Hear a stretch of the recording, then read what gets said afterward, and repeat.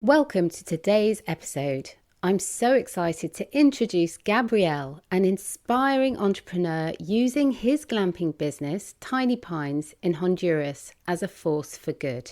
His journey is a fascinating blend of family heritage, sustainable tourism, and deep community impact. Gabriel has turned a mountainside in Honduras, an area once overlooked for tourism, into a thriving regenerative retreat that supports local families and uplifts an entire community. Honduras, with its breathtaking landscapes and the world's second largest coral reef in the Bay Islands, has long been a diver's paradise. But Gabriel is shifting the narrative, showing that the mountains have just as much to offer. Today, he'll be sharing how his family land became Tiny Pines and how he built trust with the local community, and now his innovative local Uber Eats model has transformed small kiosks into sustainable businesses. This episode is packed with stories of resilience, creativity, and the profound impact of thoughtful tourism. So sit back and get ready to be inspired by Gabriel's vision for a more connected and sustainable world. Welcome to the Glamping Americas podcast, the place for inspiration about the business of upscale camping, glamping, and luxury outdoor guest accommodations. I'm Sarah Riley from the Glamping Academy, and I'm working with my friends at the Glamping Show Americas to share everything you need to know about new trends, events, business models, and investment potential in the rapidly growing world of luxury camping that delivers an experience. Interest in this industry is exploding, so if you want to be the first to find out what's hot and what's not, subscribe here and check out the show notes for more exciting news and links. And be sure to add the next Glamping Show Americas to your calendar for the 30th of September to the 1st of October 2025 near Denver, Colorado. I can't wait. Have you heard of the State of the Glamping Industry report? This is a comprehensive study conducted by Cairns Research. As a premier authority on glamping trends, this report offers unparalleled insights into the sector and its rapid growth. It also talks about consumer behaviours and emerging opportunities.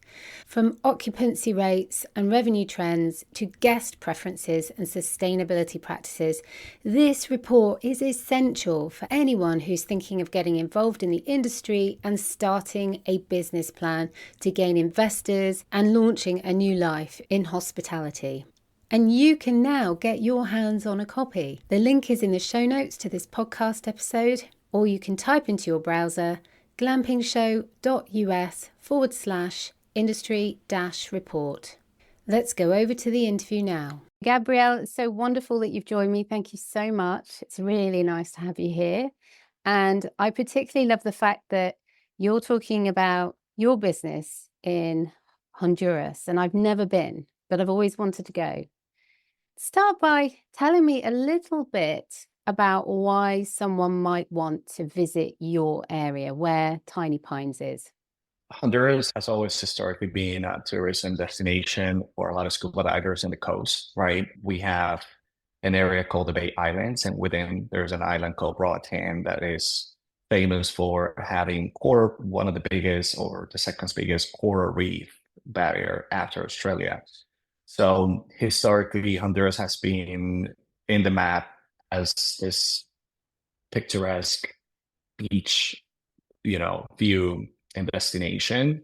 But over the years, the mainland has transformed into a coffee powerhouse. So Honduras has been ranked on the top three on coffee, and therefore there has been a lot of developments happening in the mainland as opposed to the coast. And Tiny Pines is one of those businesses that came as a consequence of a lot of internal tourism that is happening and a lot of investments like new roads and new airports that have been created and built in the past 5 years.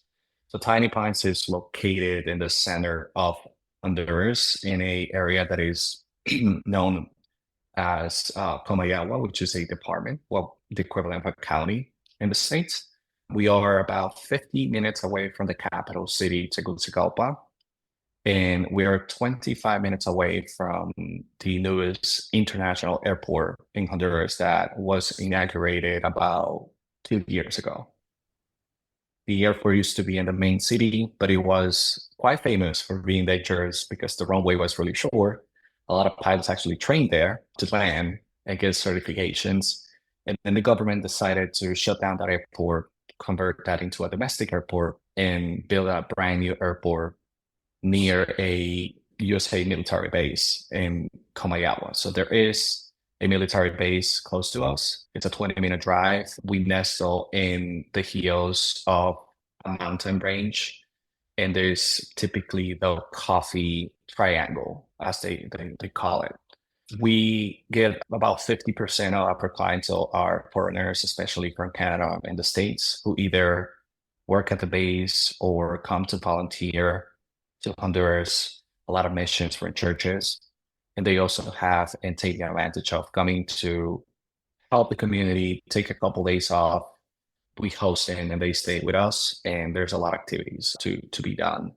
We have hiking, we have rappel, there's a lot of kayaking. There's a couple of national parks around us, less than an hour away. We are about 2 hours away driving from the biggest lake in Honduras. It's called Jocoa. And it's a lake where you can go and do kayaking and you can do also fishing.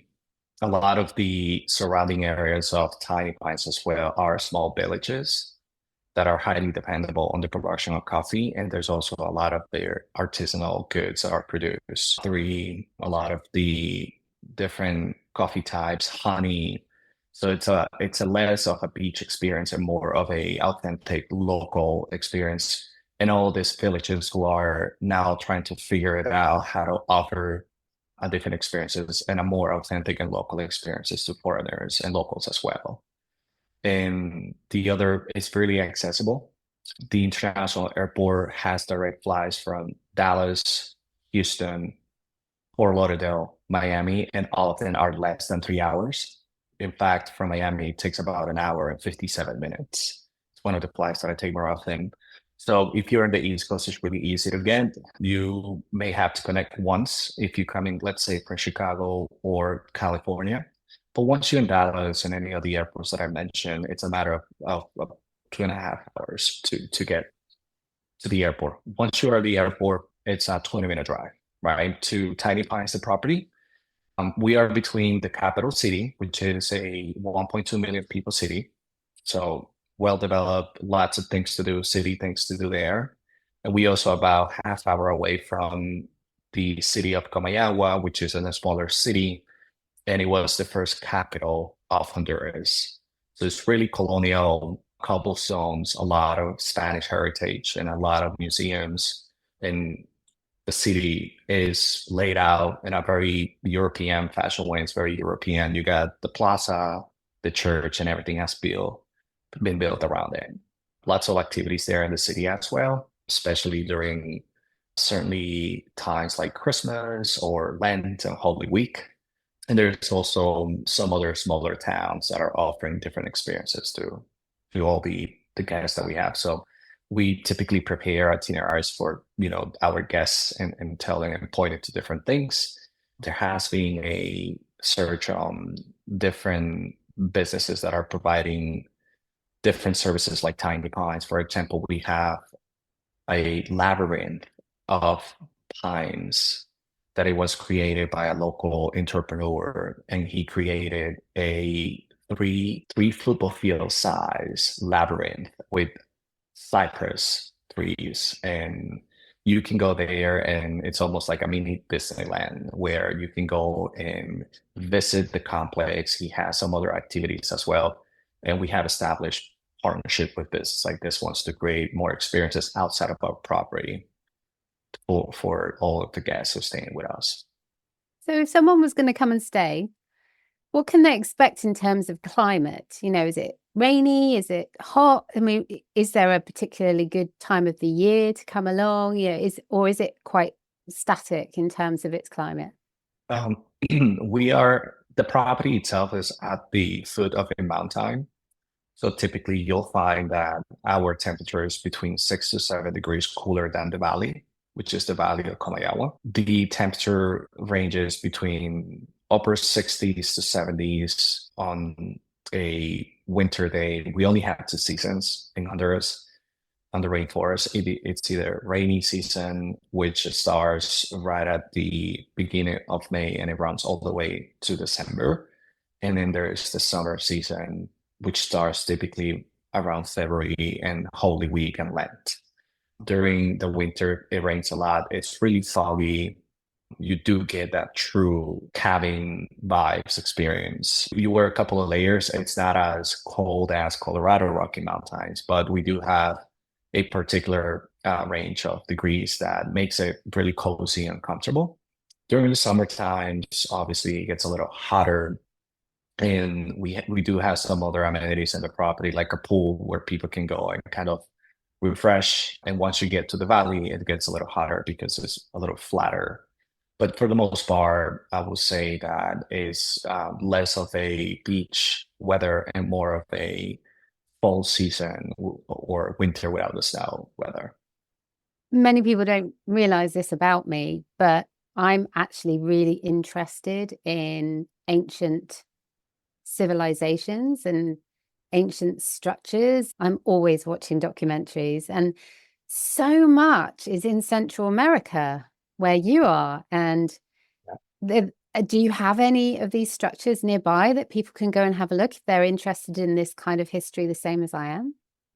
Yes, there were two civilizations. The first one are the Mayas, and we do have a site that it's about 2.5 hours drive from Tiny Pines. It's the city of Copan, Copan. That was one of the epicenters of the Maya civilization. There's a bunch of pyramids and well-preserved museums that you can attend. In fact, there's a couple of pieces from Copan that were brought to the British Museum and at an exhibit today that will be the equivalent of Tikal in Guatemala, right? Or Tezcatlipocan in Mexico. It will be the city of Copan. It is surrounded by the city of Santa Rosa de Copan, which is just around it. And it is a city that is known for their gastronomy, the locals, and their coffee production. That will be the main site that you will visit. However, there has been some discoveries recently about an hour drive north of Tiny Pines where there has been a couple of caves. These are caves where there are traces of Native Americans that lived there for many, many, many centuries ago. The name is Taulabe and is a site where it has been declared and preserved by the government now, and you can purchase tickets to go and see these caves that look very similar to cenotes, like the cenotes of Mexico, which is between the lake that I was previously mentioning and our property. So it's about an hour drive. So some of our guests, they decide if they have a 3-day itinerary, they probably go on the second day to Copan, which is a day trip for them. They return to Tiny Pines, obviously stay with us, relax, and then the next day they go and see these caves that are becoming really popular in the area as well. So we have a lot of our native ancestors' history in the area. The roads leading to those places were recently built and developed. So, you can take any kind of car. You don't need a 4x4 that you may be picturing that you're going to go through the jungle to get to the pyramids and all of that. So it's part of the revival that is being happening around these areas and part of the government effort to bring a lot of tourism to the mainland and away from the beach idea that everybody has and the raw tan and the scuba diving. So a lot of people are venturing now and they will typically land in the island and then they do a 2-day trip in the mainland because now that island is connected to the new airport that is at the heart of the country. And they get the chance to go and see all these artifacts and caves and pyramids and sites. I mean, it's fascinating how I get so bored sitting on the beach, honestly. To be able to see some of these historic sites is just incredible. I saw a documentary the other day and they were doing some scanning from an aeroplane above and down into the canopy, and underneath they found that there were pyramids and there were shapes of buildings and outlines of houses. So all of these civilizations that have been there for many, many years and were lost, and we didn't even know they were there. And we're starting to discover so much. Often, many of us make the mistake of thinking we know pretty much all there is to know about where people have lived in the world and what their whole community was like and their civilization was like. And we know so little. There's so much yet to discover. And so when I can wrap up a break, a vacation, together with something that really interests me, which is actually to see some of these glorious sites, I always think that that's a fantastic way of having a really memorable experience. So I love where you're located. And I think I might be having to, put a Tiny Pines visit on my calendar at some point. Yeah, absolutely. You are doing quite a bit of work about empowering your community through Tiny Pines. So I specifically wanted to talk about that and about how you are helping to use your business as a force for good and to use it as a way to be regenerative. So rather than just kind of taking because you're earning a living from the land and from the structures that you've built, but actually you're putting more back into it than you're taking out, which I think is a really lovely example. I was born and partially raised in Honduras, and I then moved to the States as a teenager and lived half of my life, obviously, or more than half of my life in the States. And then I was very blessed to be able to acquire this piece of land that was under the ownership of my family, who got to that area in the 40s and the 50s, specifically my grandma. So we always used to go to this very tiny community to visit grandma in her country house. She lives a mile away from Tiny Pines today. She's still with us, and she has managed to see all of this being built. And the community has always been very small. This is the community where Tiny Pines is located today. It's a community of less than 1,000 people. They live right next to the roadway that takes them to the airport. And there's very few businesses because it's an area that previously we would just transit and pass through. When we first acquired the land, obviously we needed to do a lot of work because there was nothing there. And the first thing that we enlisted is we called a meeting with the community and told them and showed them what we wanted to build. It wasn't as easy as it sounds at the very beginning because the community obviously was very concerned about many things and change. It's just very daunting for everyone. After talking, getting the permits for construction, we took the time to go into this regular meetings that they have as a community, and we showed them the project, the renders, and everything that will be generated there. And we asked them if anybody was interested in joining us. Typically, the younger generation was really excited about the prospect of this land being built, and the older generation was a little more skeptical. So it took a little bit more work to gain their trust. As we started working on building and getting the electricity from the power grid, right? It requires to tap into the high tension, high power lines and bring all the electricity with a transformer. We needed to kind of take down a couple of pine trees and get permits for that, because in Honduras it's a very penalized to cut down pine trees. That is the national tree, and obviously Tiny Pines got its name from that. And our property is a 16 acres property that is in a reserve area, and we have done everything we can to build around and not cut down any trees. So, but when we did that, the first step that we took is we were able to extract the wood, and we used part of the wood, and we donated it to some families in the surrounding areas who roof structure wasn't optimal. So we were able to make those donations through the municipality. After we were done with that and we started building, the contractor who came from the nearby city with his team was able to source a couple of people to help to build, right? People kind of shoveling concrete or, carrying the blocks and everything that needed to be done. So we have been, since the very beginning, we had this commitment to the community because as kids, we remember going there and having really great memories, but also remembering that we are in Honduras and there's a lot of people in need and there's not a lot of sources of work and especially in hospitality in that area because it wasn't known for being a tourism destination, especially in the mountains. So we got a couple of feedbacks from many people in terms of like, what will you be building there? This is the middle of this mountain. No one is going to come over here.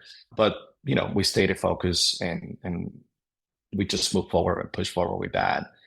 As we finished and we did the inauguration, what we did in the inauguration, we opened the property to the entire community and we did more or less like a celebration and a welcoming to all of them. So we opened the gate of the property. We sent pamphlets to their houses.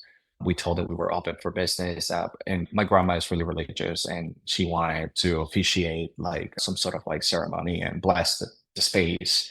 And a lot of the people around there are really religious, and they really appreciate that. So ever since we did that, since the beginning, when we got the wood and we donated it, when we built these structures, we have a team of about 10 people today that are running the entire operation. And my sister is the only one who used to live in the city and now she moved into the community, but everyone else is from the community. They no longer need to go an hour away or 2 hours away in public transportation because they don't have their own car and transportation and those long commutes. And now they can just kind of walk into the property and have or live in.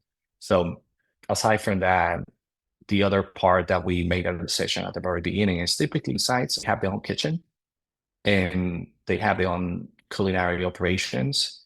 And we took note that there were a lot of small kiosk businesses alongside the road that leads to the airport, which is about 1.5 miles or 2 miles from Tiny Pines.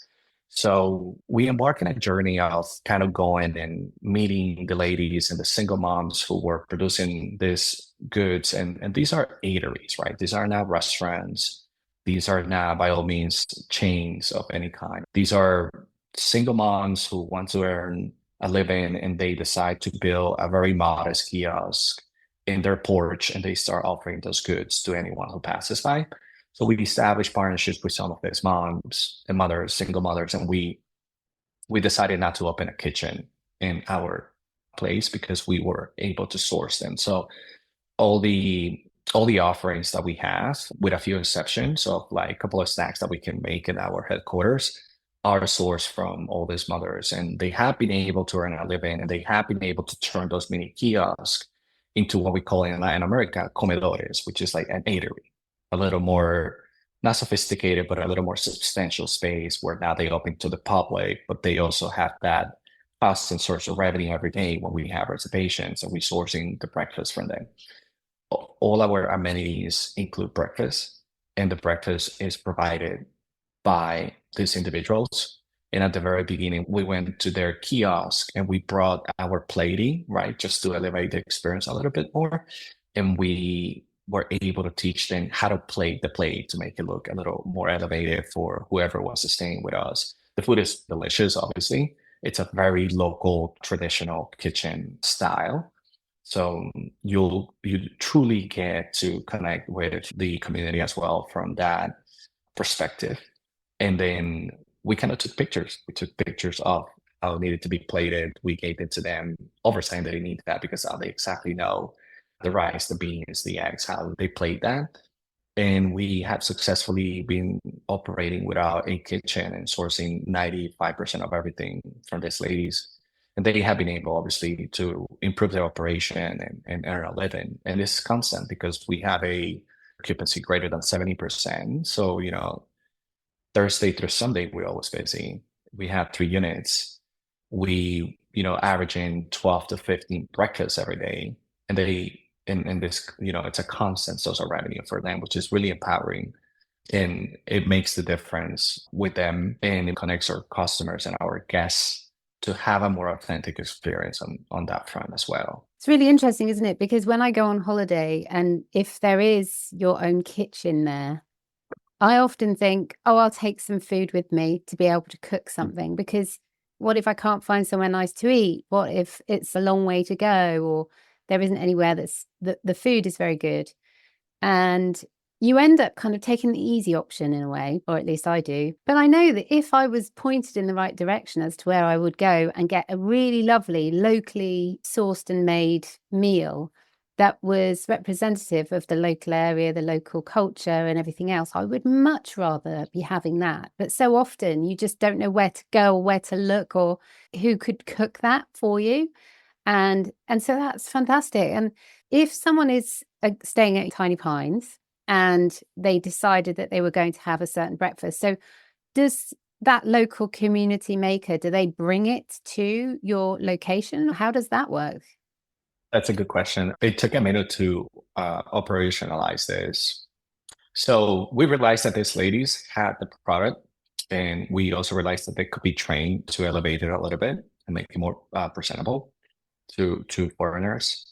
But then we realized that they weren't able to deliver it to us. So what we did is we ended up purchasing two motorcycles, and we created this Uber Eat model where you're given a menu or what is locally available that day. We typically have a menu Monday through Thursday that is slightly more limited because not every business is open.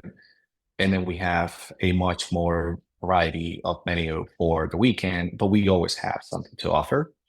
And then you're giving the menu alongside of the prices, and we absorb the cost of the transportation. You're giving that on your schedule messaging ahead of time, so you can place your order if you wish. There is a cutoff time for placing the orders. Check-ins at 3 p.m. You can place dinner up to 7 p.m., which is the time that they're open. Obviously, again, we're in a small community. They're not going to be open until 10 p.m. Beyond 7 p.m., we do have, and we offer some other snacks. We offer charcuterie boards, right? I worked many years in an Italian restaurant in the West Village in New York, and it was well known for its Italian cuisine, but also for the charcuterie boards. So as we were building this, we incorporated a lot of these things and saying, all right, a lot of people may be not extremely hungry after 7 p.m., but they would like to snack on a bottle of wine. So we do have a marketplace that we offer as well. That marketplace is pretty much available the entire stay. And it consists of things that we can make ad hoc very quickly in the communal kitchen that we have. That's what we call our command center, right? It's a house that we built away from all the units, kind of hidden. That's where some of the staff live. We also have, obviously, our security staff who lives in that unit. But then we have a kitchen that we use to deliver charcuterie boards, cheese boards. We have some traditional stuff, like if you're in the mood for waffles, we have them. We're just, going to go and make them, or maybe some pancakes if you feel that you don't want the local gastronomy. And then that's how we split the time. And that's why I said that 95% is kind of local and the other 5% is something that we can provide afterwards, plus the mini markets and the mini bars that exist in each of the units. So we have the equivalent of a honest bar in the States. Then we have the charcuterie boards, elevated snacks that we offer from our headquarters, and then we complement those with the local dishes. So we call it Uber Eats. We say, hey, we have an Uber Eats service. We make it easier for people coming from the States understanding, oh, you guys have Uber Eats, yes. And we give a menu and we put a little logo saying, hey, we work at like Uber Eats. Just place the order with us. We're gonna go and get it, and we're gonna bring it to your unit. So that's a great way of getting the guests happy because they're not having to do anything. They're sourcing great food. And also your local community's happy because they're making more sales and making more money. So it must mean that you've got a much better relationship with the local people who at first didn't like the change and were maybe a bit distrusting. And now suddenly you've got this relationship where you've built something up and you're showing them that actually not only can you be trusted, but you can bring in this additional income for their families so that they can benefit too. I think so. I think we have been able to open a lot of doors by the partnerships that we have. Again, we live in a less than 1,000 people community. We're in the middle of the mountains. It's a developing country.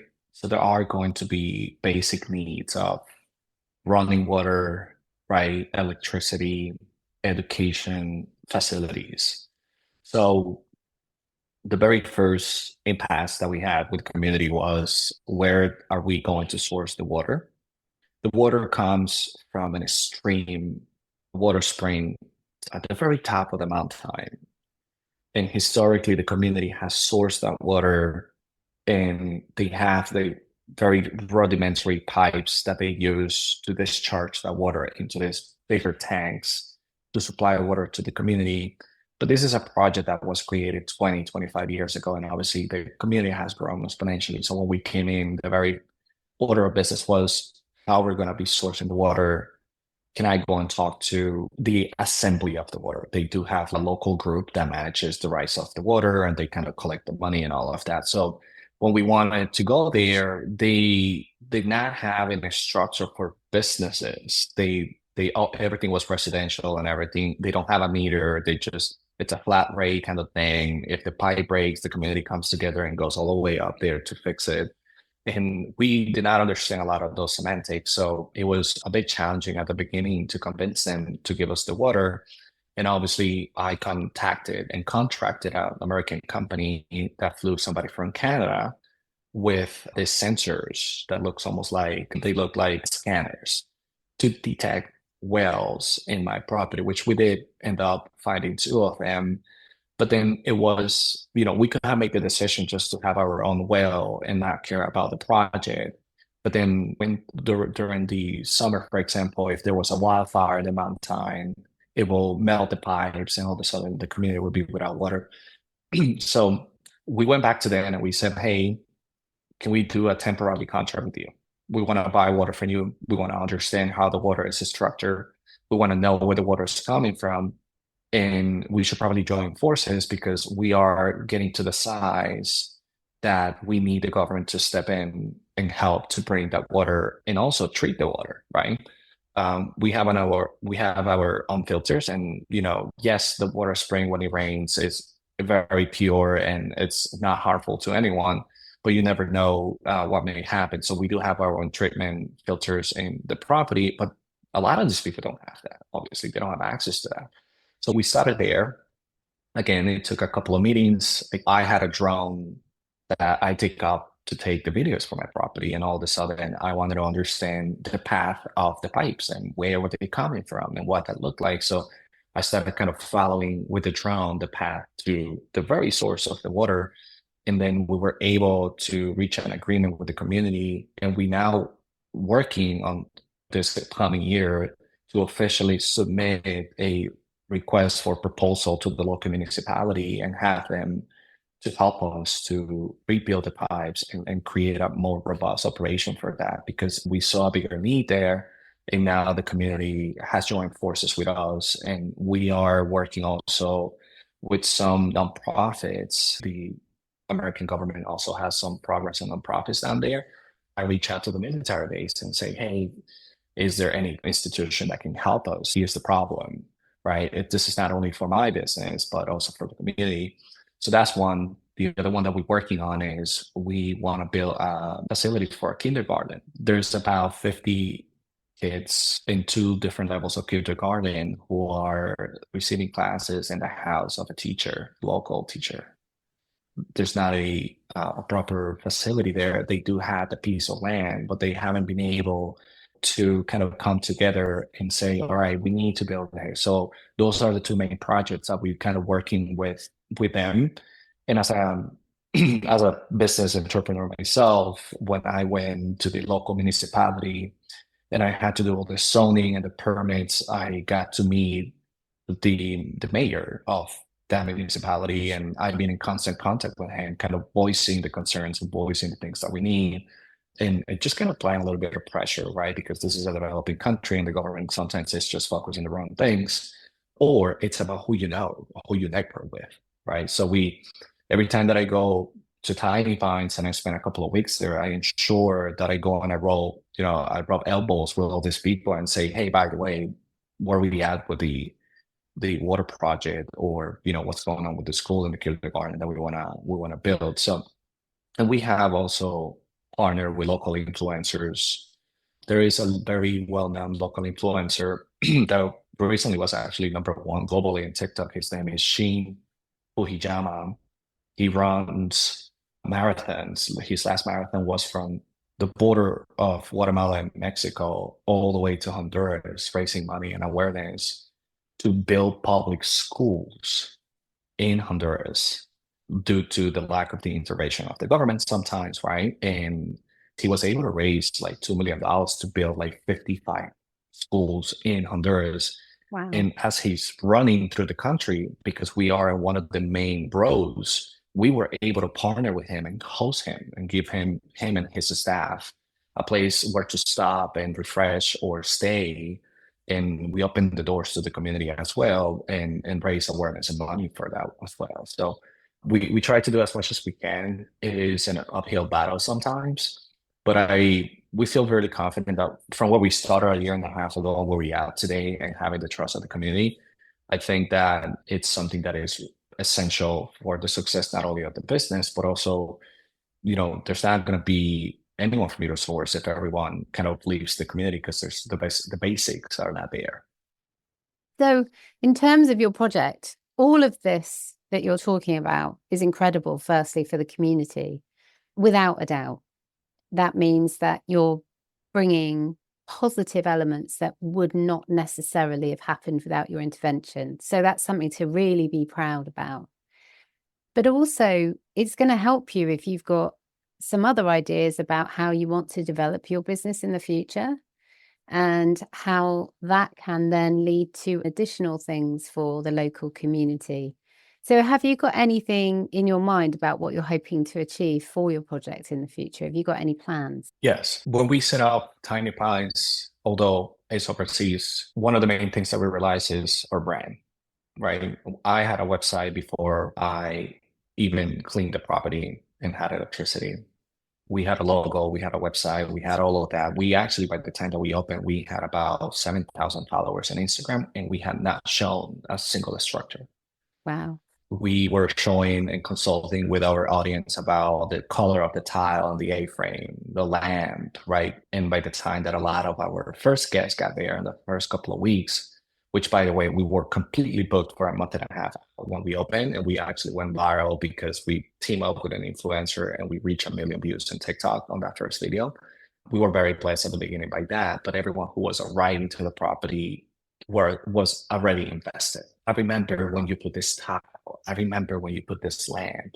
So that was really powerful for us. And we quickly realized that our brand equity kind of escalated quicker than actually also scaling the units. For that simple reason, what we did is we set up the business as a franchise, right? So we trademark and patent the brand to protect it. And the long-term vision as of right now is to scale and utilize what we have, the 16 acres that we have. 3/4 of that 16 acres will continue to be private glamping, private amenities, but eventually what we want is there's a beautiful section of the 16 acres that is very ideal for kind of public facing business, right? A cafe, a quick stop, a convenience store with probably a day pass offering for people who want to celebrate a birthday and they have a half a day, or someone who just wants to go and take a hike but they want to be sipping a really good coffee. So that will be phase 2 for us right now, is scaling the bread and butter, which is the private experiences. We do plan on expanding in Honduras, and I do plan on expanding the brand in the States eventually, because I feel, and obviously I have attended the glamping show and we've seen so many success stories like Under Canvas and some others that I follow and respect that are the industry standard now. And we do plan eventually to bring Tiny Pines brand into the States and try to find some markets that may be close to the places where I live today and operationalize that. We understand that there's going to be different aspects that we're going to be looking at. Zoning and permit is not a problem for us in Honduras today. It is a challenge in the States, as we learned over the years, but it's something that we are a hospitality business, but we also see and we approach our brand as a product because of my background on tech startups. So for me, this is why we don't call it Tiny Pines Glamping, no, Tiny Pines Camping. We call it Tiny Pines because it's this umbrella brand that could be anything you want into the future, and that's how we like to keep it. So you said that you went to the glamping show, which is where we met. And Correct. so you obviously do a fantastic job of touring to make those connections and to bring developments to your story and to your business as you go forward. I mean, what have you found to be one of the most useful things about going to the show and how it's enabled you to be connected to certain people within the industry? My first glamping show was 3 years ago. The inception of Tiny Pines was around the same time as a concept. We have been in business for about a year and a half now. So I personally have been through the motion of attending for the first time and trying to figure it out and having this idea of wanting to open something and attending that first day and take the workshops and learning probably 70% of what I needed to know ahead of doing anything in the property, even if it was overseas, right? And I'm saying 70% because the other 30% is something that is particular to the States, right? Like the zoning and everything else. So we went from having an idea, learning what the term glamping meant, coming into the first show, taking the workshops, glamping 101, setting up a glamping, going back to the board, tweaking proactively, right? The creation of the brand, the importance of social media, all those were lesson learned from the first conference. So immediately after going to that first one, I said, we need a logo, we need a name. It has to be sticky, catchy, has to stay with people. Going on the second conference was, all right, we have one unit. We've been in business for 4 or 5 months. It's now October. We're going into the second conference and we now approaching the conference differently, right?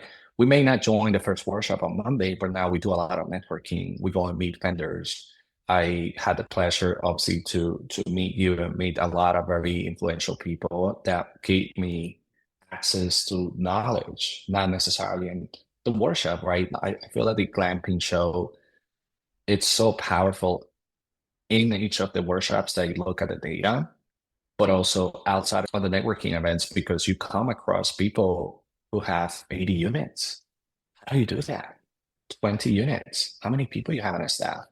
So my tech, what I call the fabric of our operation is very technological, right? We have Stay 5 when our guest stays. We have a newsletter monthly. We know exactly where that conversion came.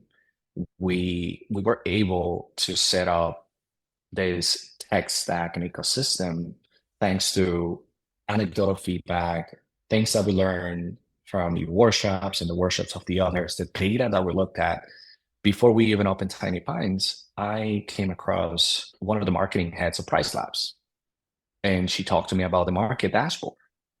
I couldn't apply dynamic pricing because I had no listing, but I could use the market dashboard to look at the data and said, what are the most desirable amenities 50 kilometers around my property, right?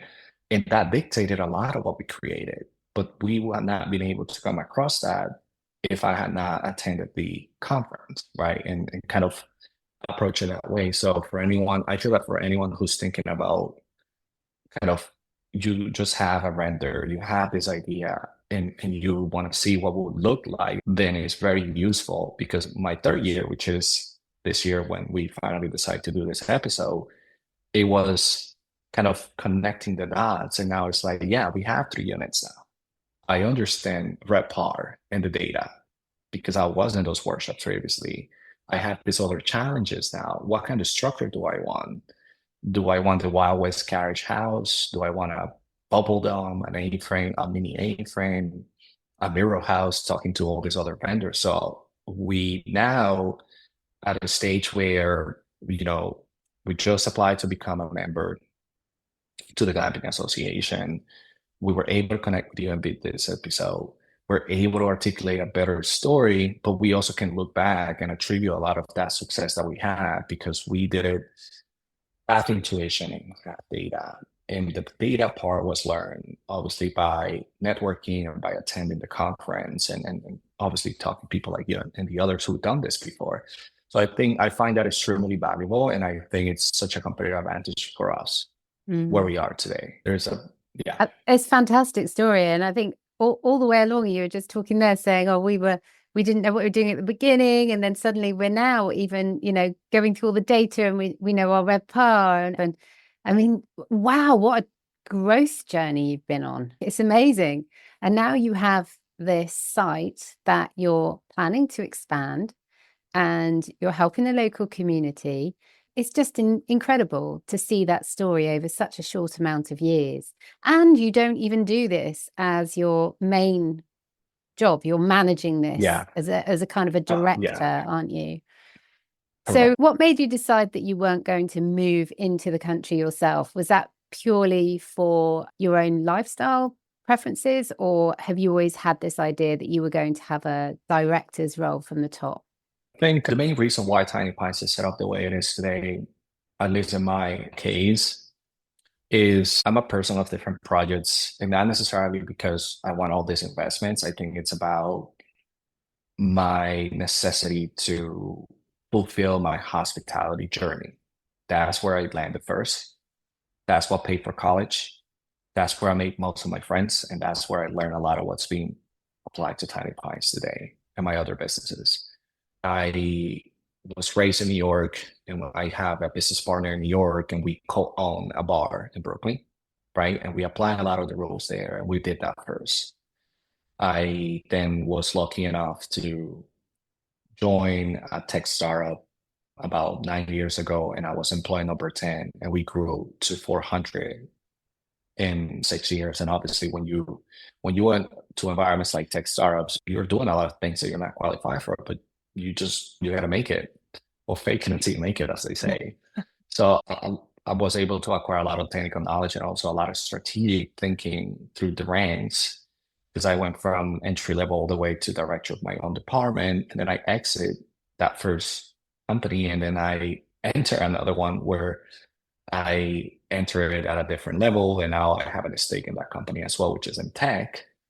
And I was able also to see the potential of networking with VC, looking at all these things. But I always had in the back of my head, I need something that I can kind of dedicate as a side project. And then Tiny Pines came along, and everything I learned in my journey, from the hospitality to the tech and everything else that we're working on today, plus obviously the supplemental knowledge of the conferences, has helped us to set it up the way it is today. My business partner, who's my sister, she runs the day-to-day. She's boots on the ground with staff. I have a reservations person that helps with the day-to-day making, booking, and all of that. Is ensure that we utilize technology as much as we can without degrading the personalization of the service. We're very careful about adding AI what we can, or a bot or something, because we still want the customer to feel that they're talking to a real human, especially in a market with WhatsApp represents 80% of your communication, right? WhatsApp is not as popular in the States when it comes down to acquiring and renting and buying services, but it's our bread and butter in Honduras and Latin America, even in Europe.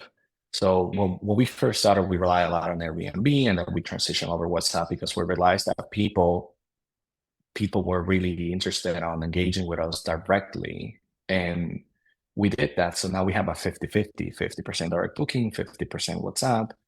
And I'm able to manage that remotely thanks to the technology that we implemented and the way how we have it set up. So it's more my lifestyle, and the fact that I spend my time between New York, Tulsa, Oklahoma, and Honduras, and the fact that I worked remote for the past 10 years. So that's obviously, it's such a blessing. It has enabled me to create all these different businesses and kind of float around and ensure that they continue to expand and scale.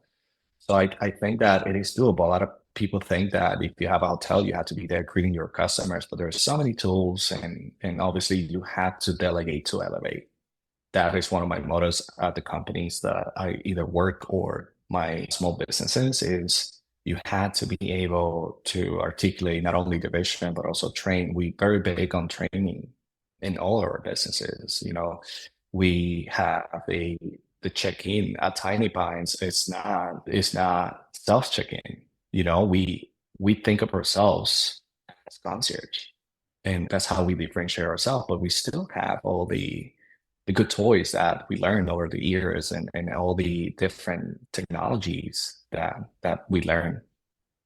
I think it's a really good lesson there for everyone that, definitely use technology, but don't let that remove your personal touches and your direct communications with customers who love that. And that really makes their stay memorable, and it makes them want to come back time and time again. And that's what you need, isn't it? Because repeat bookings are the cheapest bookings you can get.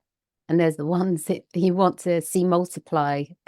And they're also the ones that will give you great reviews and will also tell you if you're doing a good job. Because if you've got a lot of repeat bookings, that's fantastic.